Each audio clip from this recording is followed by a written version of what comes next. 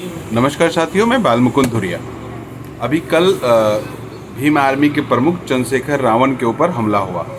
आप जानते हैं इस बात को कि हमला हुआ और बाल बाल बचे रावण, गोली बगल से छूते हुए निकल गई। और कल आपने देखा कि बेड पे पड़े थे और स्थिति गंभीर थी, लेकिन कुल मिला के वो स्वस्थ हैं और गोली उनको लगी नहीं। गोली से वो उनके जान माल को कोई नुकसान नहीं हुआ। इस घटना पे पूरे उत्तर प्रदेश में, या कहिए कि पूरे देश में, विपक्ष की पॉलिटिक्स में हलचल हो गया। असदुद्दीन ओवैसी से लेकर अखिलेश यादव जी से लेकर भगवंत मान जी से लेकर तमाम पॉलिटिकल पार्टियों के लीडरों ने आलोचना की और योगी जी के उत्तर प्रदेश के जो कानून का राज बताते हैं वो किस तरह से ध्वस्त हो गया है, इस पे तमाम लोगों ने अपनी बात रखी।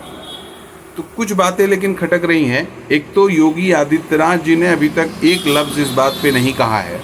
उनके स्टेट में ये घटना हुई है, उनकी नैतिक जिम्मेदारी है कि वो दो शब्द बोलते।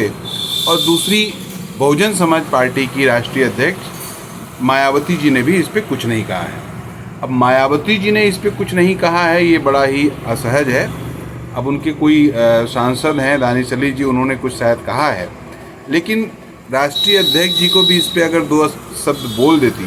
एक दलित नौजवान, उसके ऊपर जानलेवा हमला हुआ, ठीक है वो एक दूसरी पार्टी को लीड कर रहा है, लेकिन उसके ऊपर जानलेवा हमला हुआ और ऐसे समय में उसके पक्ष में दो शब्द बोलना कोई गुनाह नहीं था। मायावती जी, आपको दो शब्द बोलना चाहिए था। अखिलेश यादव जी से लेके बाकी तमाम लोगों ने अपनी बात रखी।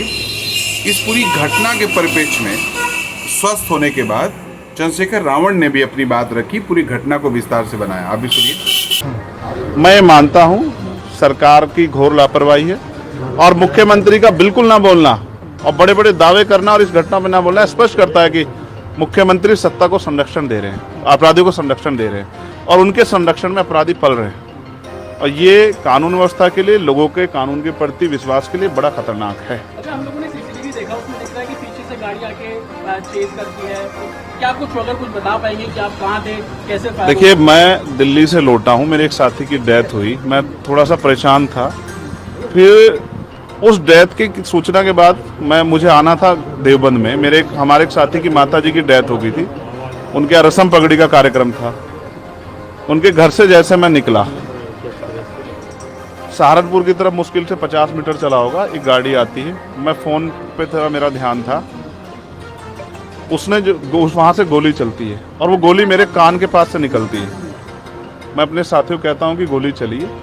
पहले मुझे लगा, उस आवाज़ से लगा पटाखा है, लेकिन बाद में जब वो वाइब्रेशन हुई जाते हुए तो मुझे एहसास हुआ गोली, और वो गाड़ी में टकराई भी। फिर दूसरी गोली जब मुझे लगी, बुलेट जो चीरती हुई लोहे के हिस्से को गाड़ी के, और वो मुझे लगी, तब मुझे एहसास हुआ कि हम गिर गए। फिर तीसरी गोली चली, इसने मेरा आगे वाला शीशा पूरा डैमेज कर दिया। चौथी गोली पे मैं नीचे हो गया, जो गोली आपने देखा कि वो सीधी उसमें लगी। अगर मैं नीचे ना होता तो वो मेरी छाती के आर पार चली जाती। फिर वो गाड़ी 10 मीटर आगे जाकर रुक जाती है। वो दो हवा में फायर करते हैं जैसा मैंने देखा, और फिर उन्होंने फिर हमारी गाड़ी फायर किया। वो फायर जो है गाड़ी के नंबर प्लेट पे लगी। मेरा ये मानना है, उनको ऐसा लगा होगा कि हमने जो काम करने आए थे वो कर दिया, अब ये मर गया शायद, जैसा पहले कई घटना में हो। फिर वो शायद सरेंडर करने के मूड में थे, लेकिन जैसे ही मनीष ने गाड़ी को मेरे कहे से यू टर्न लिया, उनको समझ आया कि ये जिंदा है, तब वो वहाँ से भागे। हमने पुलिस को बताया कि ये गाड़ी का नंबर है, फिर उन्होंने उसको इंक्वायरी किया। पुलिस के अच्छे अधिकारी यहाँ हैं, उम्मीद है वो अच्छा काम भी करेंगे। लेकिन ये स्पष्ट हुआ कि अपराधियों में कोई डर भय नहीं। 3 लोग थे, 2 लोग असले से हमला कर रहे थे, एक व्यक्ति गाड़ी चला रहा था।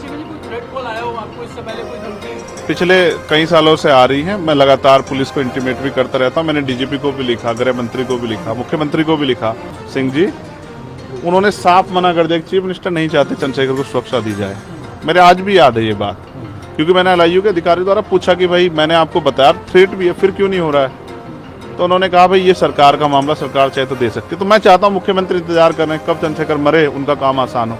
लेकिन उनको ये नहीं पता कि गरीबों की, कमजोरों की, शोषितों की बात करने वाला चंद्रशेखर इतनी आसानी से उनकी रास्ते में से नहीं हटेगा।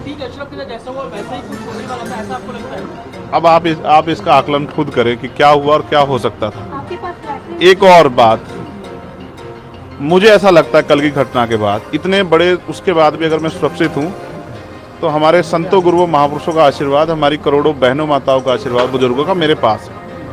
और मैं जो जिम्मेदारी मैं लेके मैदान में आया हूँ, बाबा साहब अम्बेडकर माननीय काशीराम साहब, सदगुरु रविदास जी का जो बेगमपुरा राज का सपना है, मानवता के राज का सपना है, संविधान को लागू कराने का है, इन वर्गों को अधिकार देने का है, जब तक वो पूरा नहीं होगा मैं कहीं जाने वाला भी नहीं। गाड़ी को मीरपुर में छोड़कर वो अपराधी भाग जाते हैं, बता रहे कुछ को हो सकता है वो चाहते थे जो गुजरों और दलित समाज में एकता बनी है वो एकता टूट जाए, ये होगा ही नहीं कभी। ठीक है, ये नहीं हो सकता है। महापंचायत आप लोग कर रहे हैं अपनी मांगों को लेकर। हमारी लीडरशिप ने ये निर्णय लिया है कि जब 24 घंटे में गिरफ्तारी नहीं हुई तो हमें अपने लोगों को भी जवाब देना है, तो इसलिए शायद उन्होंने 3 तारीख का समय रखा है, मैं उसका हिस्सा बनूंगा।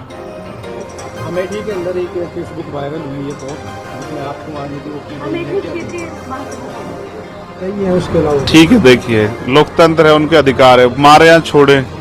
मैंने कहा ना, मैं पहला थोड़ा ही जो मारा जा रहा हूँ या जिसको मारने का प्रयास किया, मुझसे पहले बहुत मरे हैं, लेकिन उनको कोई जान नहीं रहा था। मुझे लोग जानते हैं तो मेरी बात पे बात आगे बढ़ रही, लेकिन मैं अपने लोगों को मरने नहीं दूंगा, ये भी मैं उनको संदेश देना चाहता हूँ। घटना होने के बाद ये पोस्ट किया है अमेठी क्षेत्र महासभा से कि इस बात को बच के अगली बार नहीं बचे। देखो, मैं गोली से डरता नहीं, मैं गोली से बंदूकों से नहीं डरता हूँ, मैं संवैधानिक रास्ते से चलता हूँ, संविधान को मानता हूँ। गोली चलाने वालों को भी कहना चाहता हूँ, कुदरत उनको सद्बुद्धि दे, गलत जगह पंगा ले रहे हैं। मैं झगड़ा नहीं चाहता, मैं अपने लोगों को भी ये कह रहा हूँ कल से शांति बनाओ और संविधान के रास्ते चलो। वो हमें डिस्टर्ब करना चाहते हैं कि जो हम राजनीतिक ताकत हमारी बन रही हो कमजोर हो जाए, हम दूसरी दिशा चले जाएं, लेकिन ये भी एक। तो आपने देखा कि किस तरह से रावण ने पूरी विस्तार से पूरी बात बताई, और दलित राजनीति में ये जो बात दिख रही है कि कैसे वो नौजवान अगर सुरक्षा चाह रहा है तो योगी सरकार उसको सुरक्षा नहीं दे रही है। वो नौजवान अगर कह रहा है कि हमको धमकियां मिल रही हैं तो उसको लेके सरकार गंभीर नहीं है। वहीं आप देखिएगा भारतीय जनता पार्टी के तमाम जिलाध्यक्ष हैं हर जिलों में, वो भी 2-2 सिपाही लेके टहल रहे हैं।